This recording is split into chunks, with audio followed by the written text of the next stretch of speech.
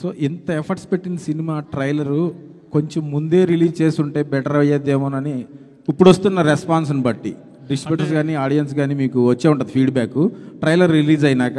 అంటే ఆడియన్స్ నుంచి I mean Vijay గారి ఫ్యాన్స్ అంతా తిడుతూనే ఉంటారు ట్విట్టర్లో ఏంటి కంటెంట్ అని. విజయ్ గారు కూడా చాలాసార్లు అడిగారు ట్రైలర్ డిలే అయిపోతుందని. అంటే 24 సార్ సినిమా రిలీజ్ ఉంది కదా, కళ్యాణ్ గారి సినిమా రిలీజ్ ఉంది, దాన్ని డిస్టర్బ్ చేయకూడదు అనుకున్నాం తర్వాత అప్పుడు ఎవరు. సో అది అయిపోయే రిలీజ్ అయిపోయిన తర్వాత ప్లాన్ చేసుకున్నాం. అందుకే ఆ నెక్స్ట్ నుంచి ప్రమోషన్ ఆ రిలీజ్కి ముందు కళ్యాణ్ గారి ఈవెంట్ సినిమా రిలీజ్కి ముందు వాళ్ళ కంటెంట్ తప్పితే ఇంకేది ఉండకూడదు అన్నట్టు ఉద్దేశంతో దానికి స్పేస్ ఇచ్చేసి దాని తర్వాతే ప్రమోషన్ స్టార్ట్ చేసాం. అందుకని కొంచెం డిలే అయినాయి అన్నీ. వంశీ గారు సార్, మొదట్లో గౌతమ్ తిన్ననూరు గారి కాంబినేషన్లో రామ్ చరణ్ గారి కాంబినేషన్లో సినిమా అనుకున్నారు. ఇది ఆ కథేనా లేకపోతే ఇది వేరే కథే సార్ గౌతమ్ గారిది?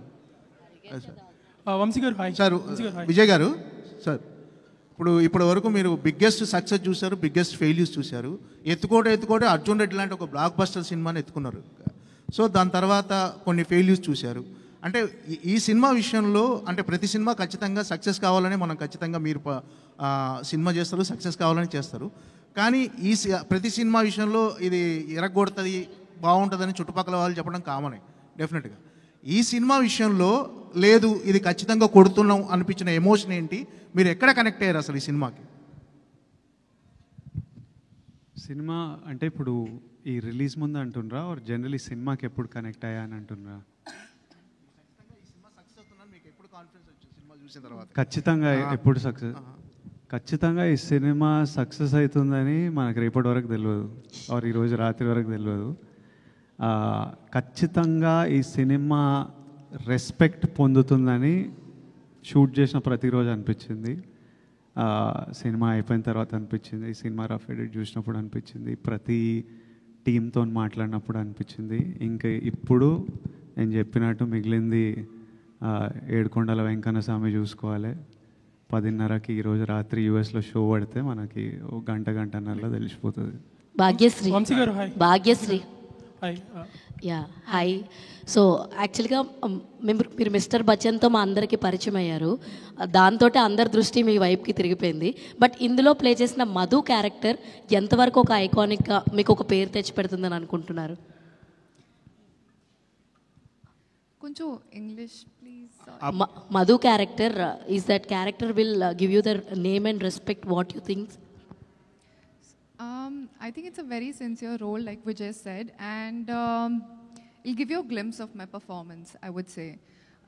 How Gautam sir takes out a performance out of an actor is what you'll get to see in Madhu. So definitely you haven't seen like that before, but it's something interesting. And yeah, I'm sure you'll be excited to watch it. All the very best. And Vijay garu, actually congratulations, already kingdom success vibe maaku andutundi. మీరు చెప్పిన ప్రతి మాట నిజం కావాలని ఆ దేవుడిని definitely తదాస్తు. యాక్చువల్గా మీ లుక్ ఏదైతే ఉందో దీనికి మీ ఫ్యాన్స్ నుంచి వచ్చిన రెస్పాన్స్ ఏంటి? వాట్ ఈస్ మీ ఫ్యాన్స్కి మీకు ఇంటరాక్షన్స్ జరుగుతుంటాయి కదా, సో వాళ్ళ నుంచి ఈ ఎగ్జాక్ట్ లుక్కి. సో ఇది వేరే లుక్, సినిమా లుక్ అంటున్నా. సినిమా లుక్ ఎంజాయ్ చేస్తున్నారు కదా, గట్టిగా ఎంజాయ్ చేస్తున్నారు. అండ్ అన్నా సాంగ్ ఏదైతే ఉందో అది సాంగ్ రిలీజ్ చేసినప్పుడు ఆనంద్ గారితో ఒక గ్లిమ్స్ వీడియో వచ్చింది. దట్ వాజ్ లైక్ ఫెంటాస్టిక్, చాలా ఎంజాయ్ చేసాం. చూసిన ప్రతిసారి we also connect for that video, మీ ఇద్దరు ఆడుకునేది, భుజమ్మే చేయేసిది. అయితే ఆ సాంగ్కి అండ్ ఆ వీడియోకి మీ పేరెంట్స్ రియాక్షన్ ఏంటి? ఫస్ట్ సాంగ్ నాకు పంపిస్తారు కదా, గౌతమ్ అనిరుద్ధ్ సాంగ్ పంపిస్తే ఇంట్లో ఆడియో వింటుంటేనే ఆనంద్ ఎందుకో ఎమోషనల్ అయిపోయాడు. ఒక 2-3 డేస్ ఆ లిరిక్ వీడియో వస్తే వాడు రోజు పెట్టుకొని చూసుకొని వాడు రూమ్ తలుపేసుకున్న ఆ పాటనే మోగుతుంది, రోజు అది చూసుకుంటూ వెళ్తుండు. మమ్మీ అన్నది వీడేందో సాంగ్ వినేసి ఎమోషనల్ అయిపోతుండ్రా అదే చూస్తుండని. I think it started reminding him of everything, 33 years of me and him and our lives and stuff. నాతోనే చదువుకున్నాడు, సేమ్ స్కూల్ ఇవన్నీ. సో ఇంకా వాడు మమ్మీని అడిగి నేను ఇట్లా I want to make something అని చెప్పి వాడే చేసిండు అదంతా. వాడు చేసి వాడు నాకు పంపిస్తే సరే అని we shared it like glimpses of our life. Vijay garu ఒక్క క్వశ్చన్ అండి సార్. విజయ్ గారు ఒక్క క్వశ్చన్ అంటే, విజయ్ దేవరకొండ అంటే ఇప్పటి వరకు ఇంతకుముందు జరిగిన సినిమాలు ఒకటి, ఇక్కడి నుంచి జరిగే సినిమా ప్రతి సినిమాకి 100 కోట్ల వరకు బడ్జెట్ అవుతుంది. సో థియేటర్లకి జనాలు రావట్లేదని కొంతమంది ప్రొడ్యూసర్లు చాలా బాధపడుతున్నారు. సో నెక్స్ట్ జరిగే సినిమాల్లో మీ పోర్షన్ ఏదైనా ఉంటుందా? షేరింగ్ అంటే మీ ఓన్ ప్రొడక్షన్ హౌస్ కానీ రెమ్యునేషన్స్ కాకుండా షేరింగ్ బేసిస్లో ఏమన్నా మీకు ఐడియా ఉందా? అంటే ఇప్పుడు జరిగే ప్రతి సినిమాకు 100 కోట్లు దాటుతున్నాయి బడ్జెట్లో. దాటుతున్నాయి, కానీ ప్రజలు వస్తలేరు అని అట్లా ఏం అనిపిస్తలేదు. నిన్న ఈరోజు బుకింగ్స్ చూస్తుంటే గట్టిగానే వస్తుంది అనిపిస్తుంది. సో మంచిదే. హాయ్ భాగ్యశ్రీ. ఏ, నేను మీకు భాగ్యశ్రీ గురించి ఒకటి చెప్పాలి. పాపం కాదు, చెప్పాలి. I'm telling them something about you. You probably won't understand. But అయితే మా ఫస్ట్ డే ఆఫ్ షూట్ శ్రీలంకలో హాస్పిటల్లో ఒక సీక్వెన్స్ ఉంటుంది. అప్పుడే ఈ అమ్మాయిని కలుస్తాను. నాకు ముందు రోజు సీన్ పేపర్, ఆ నెక్స్ట్ డే సీన్ నాకు కావాలి. ఆ సీన్ పేపర్ చదివిన అమ్మాయికి పెద్ద సినిమా శ్రీలంకలో ఉంది కాబట్టి సిన్హలీస్లో ఏదో పెద్ద డైలాగ్ ఉంటుందన్నమాట. తర్వాత నేను సిన్హలీస్లో ఏదో రిప్లై చేయాలి. తర్వాత చిన్న కాన్వర్జేషన్ నడుస్తుంది. నేను అమ్మాయి 6-7 లైన్లు చదవంగానే పిల్లకి తెలుగుే రాదు, ఇప్పుడు సిన్హలీస్ ఏడ నేర్చుకొని వస్తుంది, రేపు చాలా టైం పడుతుంది ఆమె నేర్చుకునే వరకు అని నా డైలాగ్ నేర్చుకోకుండా వెళ్ళిన సెట్కి. రేపు ఆమె నేర్చుకునే టైంలో నావి 2 లైన్లు అవి నేర్చేసుకుంటా అని వెళ్ళి సెట్లో దిగి గౌతమ్ యాక్షన్ అనగానే టప సిన్హలీస్లో మాట్లాడేసి, so she is that well prepared and put her complete effort into performing, and she did a great job in the film. Now me question Bhagyashree ki darling, me question. అడుగుతున్నాడు వంశీ అని. నేను వెళ్తాను, నాకు release ఉంది, నేను ఎక్కడ ఉంటే release Sure. Vamsi గారు ఒక చిన్న క్లారిటీ. వంశీ గారు సార్, ఒక చిన్న క్లారిటీ.